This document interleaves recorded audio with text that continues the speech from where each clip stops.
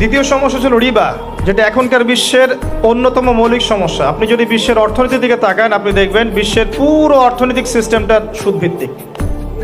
কেউ এর বাইরে নয়, কেউই বাইরে নয়।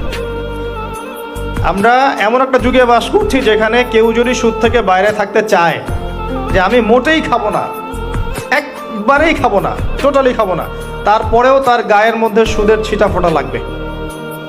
কথা বুঝতে পারছেন? এটা সেই যুগ।